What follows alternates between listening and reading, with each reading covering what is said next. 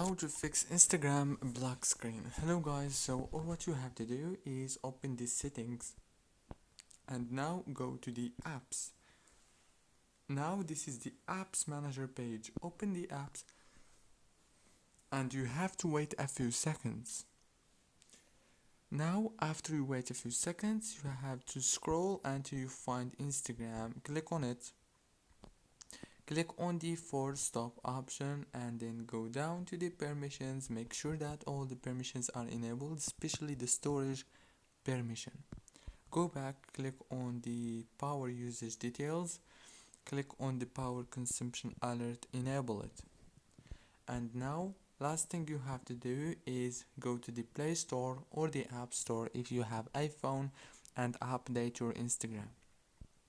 Don't forget to like and subscribe, and thank you so much for watching this tutorial until the very end.